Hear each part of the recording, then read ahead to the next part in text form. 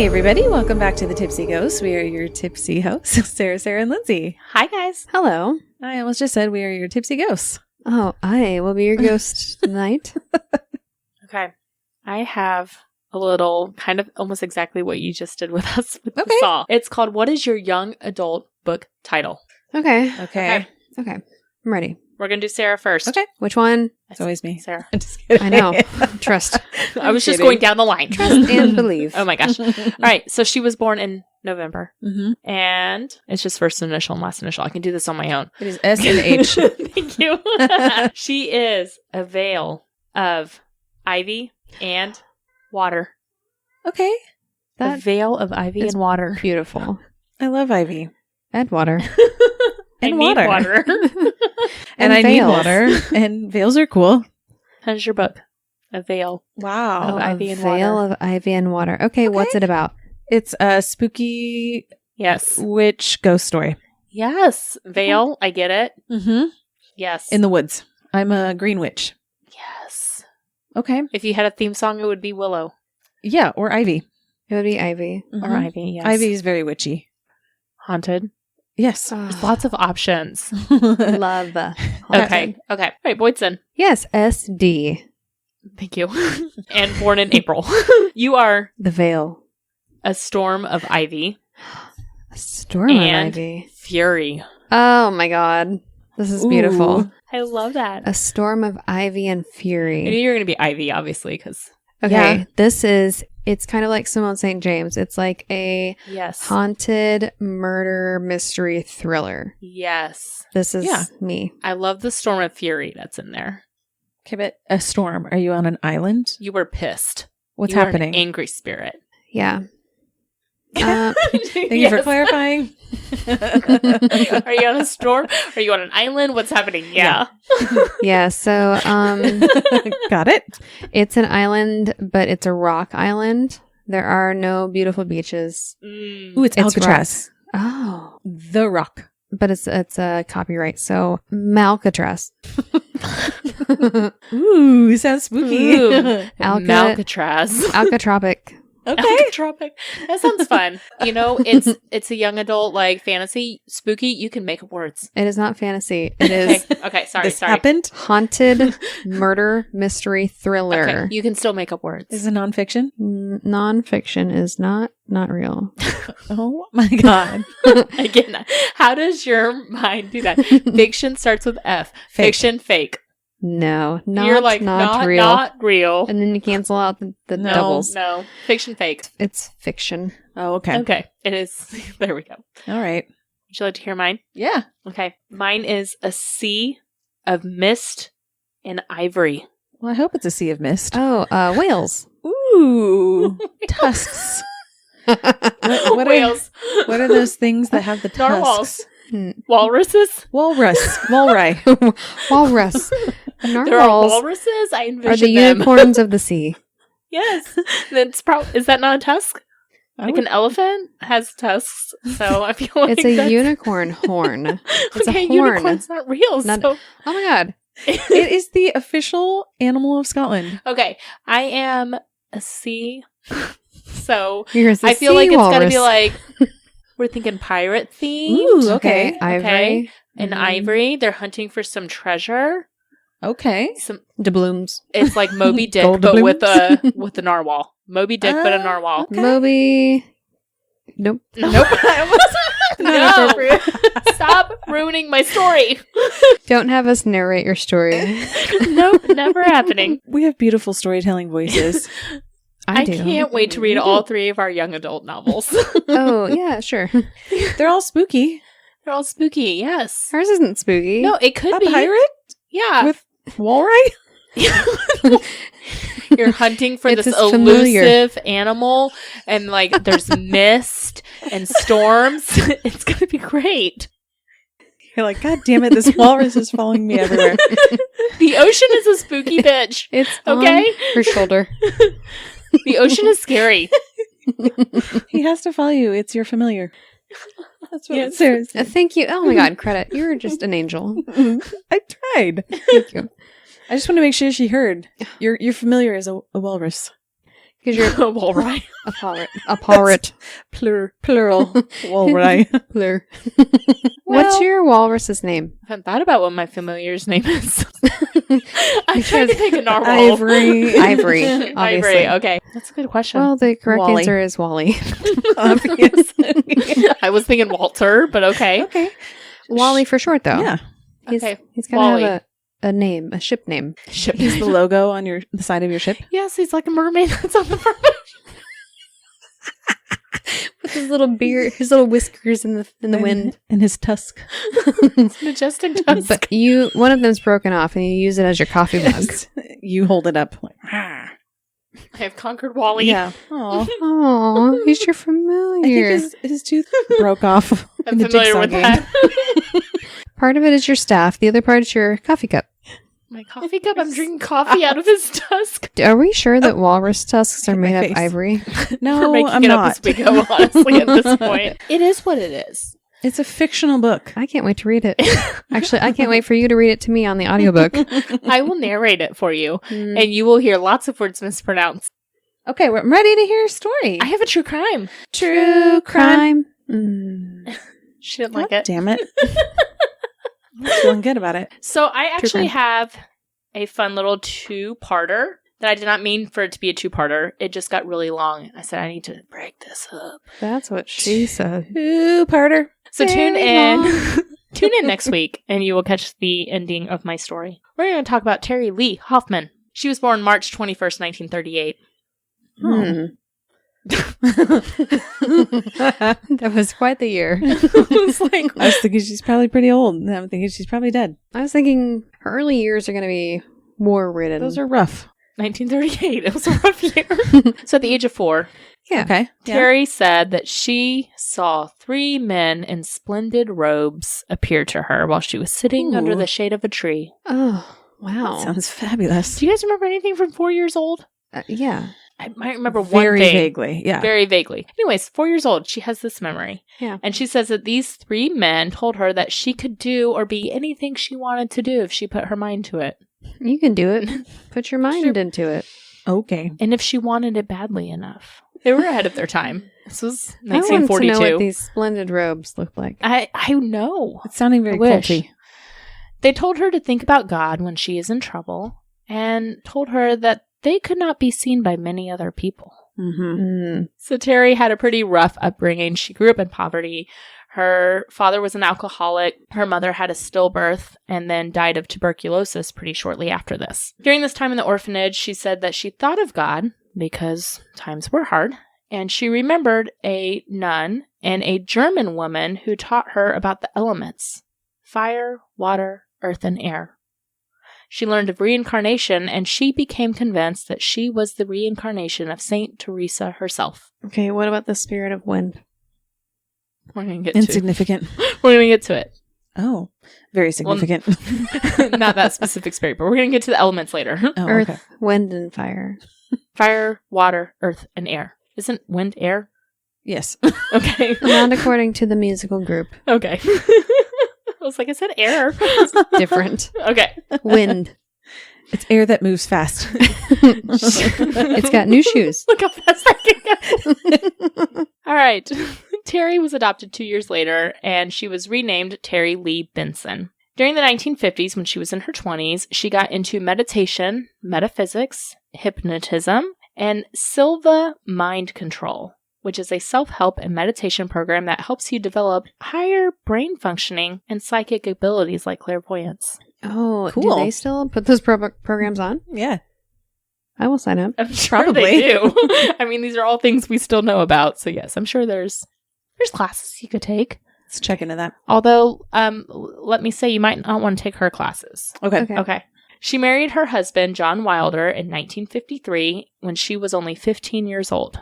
Mm-hmm. So he was 18. They traveled to Oklahoma because you could get married in Sure. Oklahoma at 15. Checks and out. that's what happened.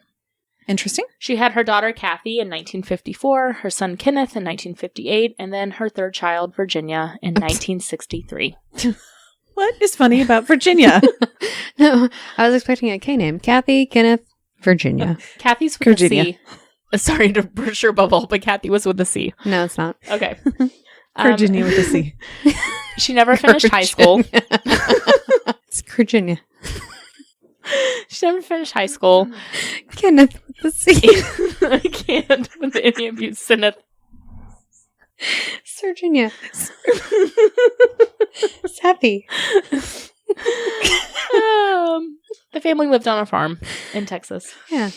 Around 1954, she began meeting with some friends, and they practiced meditating, and they began to discuss metaphysics. She became more involved in the occult as the years progressed. She began studying hypnotism, and during the 1960s, she started to attract some followers to her teachings. She would sell lessons and private consultations. The teachings were a combination of Eastern and Western philosophies with an emphasis on balance, perspective, and freedom from drugs if you just meditated hard enough. Oh, yeah. Dare. Instead of just say no to drugs, she was like, just meditate and you will stop using. When in doubt, meditate. Where does the M fall? In there. Meditate it out. It's Meditate. Mare. It's mare. Yes, it's Mare. It's mare. Okay. That's actually with the C. Sarah. It's pronounced Sarah. Care. With the C would be care. She actually helped a man end his drug habit through meditation and prayer, and many of her followers were pretty impressionable. Young, high school, or college aged. Haven't heard of that before. You know, this is ringing some bells. I have a feeling. I know where this is going. It's going to be a Sult. Yeah. I told you from the beginning. It's salty vibes. All right. She taught them of the archangels. Michael, he's the head honcho, right? Yes. He's in charge of the fire element. Raphael is in charge of the air or the wind. Or pizza. All right. We're giving Ninja Turtles. Raphael. Gabriel. I heard your word. Raphael. Gabriel is in charge of water. Okay. And then Ariel is in charge of earth. Ariel? Get out of here, Ariel. Where's Leonardo? And she talked about how... It's also Michelangelo. Oh. Yeah, they're named after the, artists, Well, she not didn't say his middle name. archangels. Angelo. His middle name, Angelo. First name, Michael. She taught them how these 4 archangels could help them and give them strength and protection. Okay. She divorced her husband in 1971. Technically she filed, but he was never believing in any of the things she was doing. He was against it from the beginning, so their marriage was falling apart. What happened to the kids? So, during the divorce proceedings, he and her mother had her committed to Parkland Hospital for a psychiatric evaluation. She was released after a few days, and because of probably the psychiatric evaluation and everything that happened, she was only able to get custody of her oldest child. So her husband got the younger 2. Sappy. Poor Virginia. She lost, in the divorce proceedings, she lost the house, all the furniture, Senate and Virginia. and access to all of their bank accounts. That is awful. But because she was doing these consultations, I'm ignoring whatever is happening over here with their names. But her husband at the time was making about $100 a week, which during that time was pretty not bad money. They're living in Dallas. There's a lot of people who make a lot of money there. She was making $50 to $100 per consultation. So her not having access to the bank accounts wasn't really... She's making her own money. She was making a lot of money. Got it. She remarried Glenn Colley in 1971. Solly. Within 5 months of divorcing her husband. Oh. There's no chance She for was- any C names. She was 33 and he was only 20. He had been one of her students. Ew. Okay. Okay, so This feels icky. at what age did they meet? I mean, she started teaching high school students, so underage. In 1974, she developed her movement as the Conscious Development of Body, Mind, and Soul. She also started a jewelry business. CDBMS. I think you mean Sonscious. She called it just CD for Conscious Development, and her jewelry business was called CD Gems. Like Cannot CDs. CD Gems. Oh, cute. Her followers were told to buy this expensive homemade jewelry, and she would turn it into powerful protective gems for them that they could carry. Okay. Wink, wink. Sounds a little scammy, if you're asking me. I believe With in a gyms. Special spell. Special Slim spells. Jims. I'm gonna put a spell on Snap you. into her. By the mid-1970s, she had over 100 people attending her weekly lectures in Dallas. She claimed, quote, that her inner circle waged war against the Black Lords on several planes of existence. So the Black Lords are the bad people that she references often. They are fighting them on a spiritual plane. Yeah. So does she think like Stan is the Black Lord? She never references Satan or really even God. It's always the archangels and the Black Lords. So Okay. she said that she was aided by the 12 masters, but only she can see these masters. Nobody else can. Okay. It's like the robed men. Yes. Sure. And she said that the way that they would fight the Black Lords, they would have weekly battles. Okay. You would go to like her lectures and you would draw a circle of protection and sit inside what she called this magic circle and perform protection rituals in preparation for your battle in the spiritual realm, because they were at a spiritual war. And they would have these rods that they would use to fight in the spiritual war every week as a scheduled battle.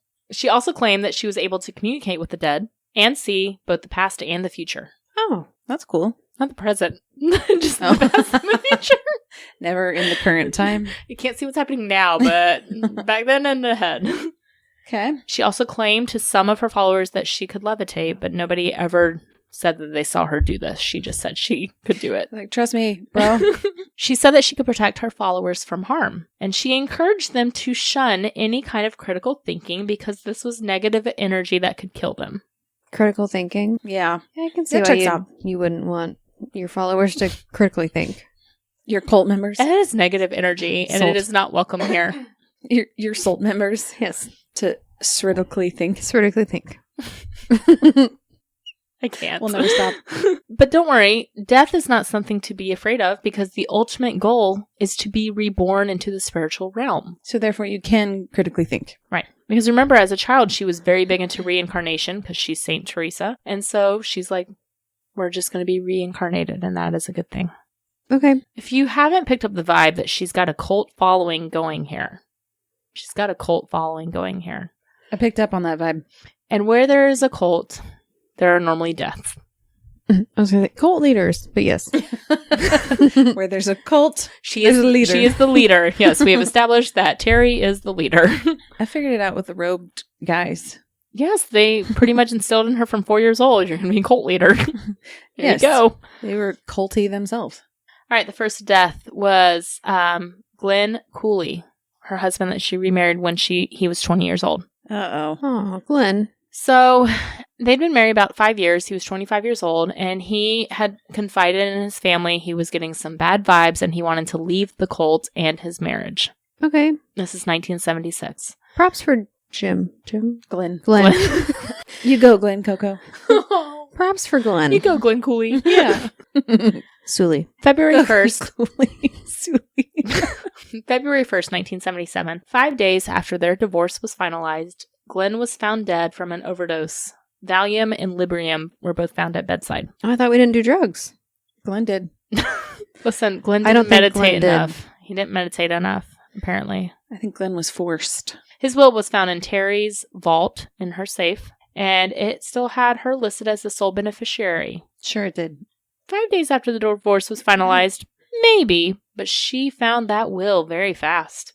Sure she did. His will said the following: I, Glenn Cooley, give to Terry Cooley all of my property, both personal and real. What's the difference between personal and real? Don't ask questions. Okay. This includes 2 boats, a 1972 Buick Limited, all jewelry and equipment for its making, because remember they made they made jewelry that she would Yes. sell. Jules. All furnishings for the house on Dunhaven Road, which, side note, this is not in the will, but side note, he had given Terry the title to the house 2 weeks before this. Weird. And all cash. I ask that this last will of mine not be contested by anyone in any way, for any reason. Last but not least, I give all of my love to my family and friends. As an explanation for all this, I can't really say what it is, but I can say what it is not because of. It is not because of divorce with Terry, my past drug experience, or my inability to cope. What it is, I myself know, but do not have the words for. I get a spidey sense that Glenn did not Write it. write it voluntarily. Mm-hmm. Even more odd, in the divorce, which had just been finalized, he had been awarded what his family thought was about $85,000 worth of assets because of all the jewelry and everything that he had, and the 2 boats and the car, like all of this added up. But after his death, he only had about $3,000 in assets. So Terry spun this to the group because the group was obviously very stunned by his suicide and said that this was proof that the Black Lords were seizing control and contaminating the local population. Yeah. So how are you going to combat the Black Lords that are seizing control of your group? You ask your professors to help you with witchcraft. So Terry took a different approach. She was like, let's look at medieval times. I think we've got some poison in us, and the only way to get the poison out is to do some bloodletting. Oh, there's a reason why that was abandoned. It was really popular, and it worked. Did it work? No. So she said, this is the way that we need to get the poison out of our blood, is we need to do some bloodletting. Okay. Why have you not sung Poison yet? That girl is poison. Poison. Lots of people in the cult were not big fans of this. Shocker. Bloodletting? This is what got some of them to leave. I'm like, this is what it took? I draw the line at giving my blood. It's not just Listen, giving. everything else, but you're going to take my blood? I will not let my blood. Yeah. You're letting. So she actually lost quite a bit of followers because of this bloodletting process that she tried to introduce. Mm-hmm. So she married a man named Ben Johnson 5 months later. Wow. BJ. Yeah. She moved on quick. They divorced later in 1980, but she was bringing in hundreds of participants to her conscious development courses, even though people were leaving because of the bloodletting, and it spread from Dallas to Chicago. The blood? No, the Like a river. her group, her cult. The river runs Upstream. red. August 1979, 21-year-old Kenneth Wilder, her son, Sinneth. Or Sinneth, didn't even know. he died after falling from a building that was under construction. His death benefits and his assets were all bequeathed to his mother. I love that word so much. Bequeath. Bequeath. Okay, next we have Terry's secretary/treasurer, and her name is Sandra Cleaver. She's 40 years old, and she is actually probably her most trusted follower, has been there through a lot of stuff. She joined the spiritual movement in the late 1970s, and she had a 13-year-old daughter, Susan Devereaux Cleaver. So the two had been estranged because Terry had really sunk her claws into Sandra, and Sandra was doing a lot of questionable things that her husband, Susan's father, was very much against. And he was he wanted to leave, but he stayed basically to protect his daughter. So Terry told Sandra that her daughter, who was 13, was filled with negative energies and evil spirits that would harm her and infect her own energy. So Sandra would refuse to take her daughter to a doctor, even at one point when the father took her against the mother's wishes and found out she had scarlet fever. She told her husband at one point that she thought their daughter would be better off in heaven. Uh-oh. Wow. So he had a lot of concerns, and he was a good dad. He tried to do everything he could. Sandra eventually filed for divorce, and he filed for full custody out of fear for his daughter's life. But this is the 1970s. A lot of times has to take care of the baby. the kids go to the mom, and they were in a very long, drawn-out legal proceedings. His lawyers at the time told him, we think your daughter's going to wind up dead by the end of this. And so he was trying to get full custody. The divorce was still pending, and Sandra decided to take her daughter to Hawaii, even though they had a court order that said they could not leave the state. So, Terry... That's illegal. I have bad vibes. It's going to be bad. Terry and Glenn needed a honeymoon. They had just gotten married, and they wanted to go to Hawaii, so Sandra paid for their honeymoon to go to Hawaii and decided to go with them with her daughter, Susan. That's weird. On February 25th, 1979, her and her daughter went on an inflatable raft in the ocean. There is actually, it's kind of like a haunting picture that you can see on the internet of the two of them holding the raft getting ready to go in the ocean. Ew. It's like those famous picture, Right before death. Yes. Yeah. So they had a very strained relationship because the daughter was not into all of the stuff that her mom was into, but went on the trip because she was like, Mom's actually being really cool and being really nice, so I'm going to go with her. And Hawaii sounds fun. And Hawaii sounds fun. You're 13 years old. Yeah. She turned 14 the next month and would at that point be able to tell the judge where she wanted to live, and she wanted to live with her dad.